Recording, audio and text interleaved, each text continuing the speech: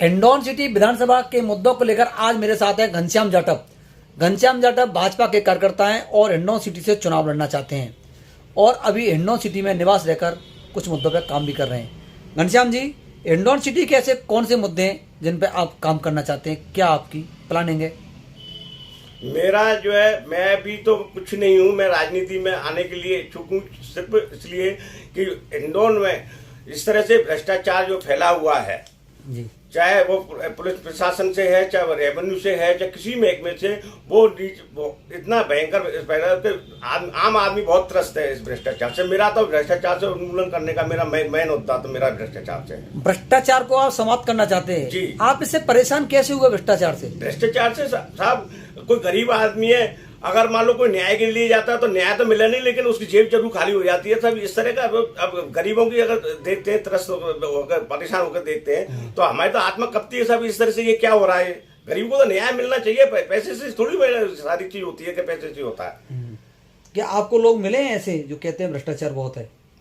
ये सब मिले हैं, जब भी तो मैं आपको कह रहा हूँ व्यक्तिगत तौर पर। अब यूँ तो कोई व्यक्ति तो नाम लेता नहीं कि मैं फलाना उस, लेकिन ये ऐसा बताते हैं साहब, हम फला जगह गए, हम महकमे में इस तरह से हुआ, महकमे भाई बताते, लेकिन अब वो नाम बताने से तो ऐसा, इसीलिए मेरी जानकारी में तभी तो मैं रोज में कर रहा हूँ सर। मैं ये मेरा नहीं सर, अधिकारी वर्ग तो आप ये देखो साहब के राजनेता अपने हिसाब से तो लाते हैं सर अधिकारियों को। अधिकारियों का तो जो राजनेता जैसे दूसरे चाहेंगे वैसे होगा, लेकिन हम इस व्यवस्था को खत्म करना चाहता हूं। मैं तो मेरा उद्देश्य, अगर जनता अगर मुझे मौका दे तो इस व्यवस्था को तो मैं खत्म करना चाहूँ। ईमानदार अधिकारी लगे, ईमानदार न्यायिक अधिकारी लगे, जनता को पूरा उसका न्याय मिले, सरकार की जितनी योजना वो प्रॉपर वे में हो और उसको फील्ड में उसका पूरी उसका परिणत हो पाए। इस तरह का मेरा प्लानिंग है। युवाओं के लिए क्या सोच रखा है? युवाओं के लिए, युवाओं की तो सबसे ज्यादा समस्या ये साहब, आज युवा के जो टैलेंट युवा है इतना परेशान है, ना कोई ये पता कि कोई किसी भी महकमे में किसी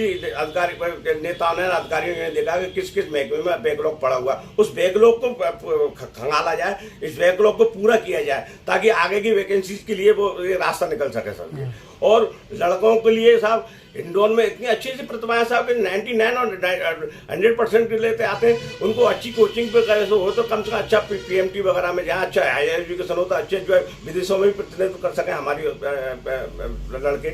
लड़के अच्छे डॉक्टर इंजीनियर बने, अच्छे पैकेज पर जाएं। ये हमारा सोच है उनके लिए। इस तरह का प्लानिंग बनाए, उनको लिए एक प्रकोष्ठ बनाए और सलाहकार, उनको अलग अलग जैसे अच्छे जो डीन है, अच्छे डीन वगैरह को लाया जाए, उनको बताएं कि भैया आपको आप इस लायक और इस पोस्ट के लिए आप अप्लाई करो। तो मेरा मेन उद्देश्य है लोगों को अच्छा तो रोजगार दिलाना और अच्छी पोस्ट पर उनको पहुंचाना, उनकी जैसे भी उनकी योग्यता है उसके साथ। अभी तक क्यों नहीं हो पा रहा है ऐसा काम? नहीं हो पा रहा है, उनको कोई जी सर, जिनमें कोई जो विवेक ही नहीं है ऐसे नेताओं में, जो क्या बता पाएंगे। मेरा तो मैं पढ़ा लिखा हूँ सर, मैं सरकारी पे से आया हूँ, मैं जानता हूँ रूल्स रेगुलेशन को जानता हूँ और कौन से उस हिसाब से कौन से बच्चे ने अगर साइंस किया तो साइंस में क्या बनना चाहिए, M.Com अगर कॉमर्स है तो कॉमर्स में CA बनना चाहिए, क्या होना चाहिए, बैंक में जाना चाहिए। इस तरह का उनको बताना पड़ता था उसके लिए। तो ऐसा थोड़ी होगा कि लड़के अपने सोते हैं। बहुत से लड़के योजना जानते नहीं बेचारे कि उसके हमें RAS के लिए क्या तैयारी करनी है, IAS के लिए कौन से हमने जो है कोचिंग ज्वाइन करना है, कौन से क्या करना है।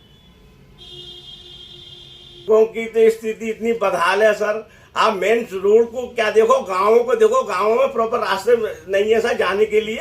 आप मोटरसाइकिल से भी नहीं निकल सकते, ये स्थिति है। और बरसातों में तो पानी इतना भर जाता है कि अगर पैदल तो जाने का नाव की जरूरत पड़ेगा, नाव से निकल जाए, ऐसी स्थिति दुर्दशा है। धूल के गुब्बारे उड़ना, रोड खुद गई है तो उसको प्रॉपर उसका जो अगर टेंडर प्रक्रिया तो नियम तो होती है कि इतने दिन में एक रोड कंप्लीट हो जाएगी। अब रोड खुदा हुआ पड़ा है और कोई सरोकार नहीं है, ठीक है, बनबे हो रहा है, रोज एक्सीडेंट हो रहे हैं, धूल उड़ रही है, स्थिति बहुत खराब है सर। दुकानदारों के जो सामान है उनकी क्या दशा है साहब, और जो ग्राहकों को कितनी परेशानियां हो रही हैं, आने जाने वालों को कितनी समस्या हो रही है साहब। ये देखो तो फिर ये कैसे सुधार होगा? सुधार ये सब कोई चीज है वो पंक्तिबद्ध तरीके से होगा। अगर मान लो कोई टेंडर प्रक्रिया की है तो टेंडर को उसको विद इन टाइम उसको पूरा हो, अच्छी उसका गुणवत्ता वाला माल डले, उसकी निगरानी हो, कमेटी बने साहब इसके लिए। तो विभाग वाइज आपको PWD के SE वगैरह को उनको किया जाए कि इसमें ये गुणवत्ता वाला माल होगा, इतने दिन में ये होना चाहिए। जो चीज रोज चीज रास्ता है हाईवे से जुड़ा हुआ है तो कम से कम वहां तो टाइम भी तो होना चाहिए सर। अभी नहीं हो रहा है, इसके जिम्मेदार कौन है? इसके लिए प्रशासन भी जिम्मेदार है। हाँ। प्रशासन उसमें अगर ध्यान दे, अगर प्रशासन भी जाता तो कि स्थिति क्या है, तो ये जो प्रशासन है या वहाँ का जो भी राजनेता वो पंगु हो रहा है वहाँ, कानून व्यवस्था कुछ वही नहीं ना, तो राजनेता का तो उनके रोड के घर के सामने इस तरह का हो रहा है, उनको खुद कोई ध्यान नहीं है मेरे घर के सामने क्या हो रहा है। किसके घर के सामने? एमएलए के घर के सामने सब क्या स्थिति है? देख लो, खुदा हुआ पड़ा है, कोई मतलब ही नहीं है कि ये कुछ होना चाहिए। कितना था पानी भरा हुआ रहता था सर, अब पानी हो गया तो अब सड़क खुदी हुई पड़ी हो, कोई मतलब ही नहीं है कब उसका प्रॉपर उसका कब बनेगा कब नहीं बनेगा, कोई मतलब ही नहीं है जनता से सर, जनता से। हाँ। चंबल पांचना ये सब लिफ्ट परियोजना, इससे जो है चंबल का जो पानी है वो जो है जगरबांध तक पहुंचे, तो वहाँ की जो है क्या नाम से रास्ते में जितनी भी खेती और खेती की सहूलियत मिलेगी उसके सिंचाई के लिए और पीने के लिए पानी होगा। ये बहुत बड़ा प्रोजेक्ट है साहब, और इस प्रोजेक्ट से इतना हिंडौन खेत का लाभान्वित होगा बहुत ज्यादा, मतलब आप ये हिंडौन को गंगानगर बनाया जा सकता है अगर मान लो चंबल का पानी आ गया तो सर।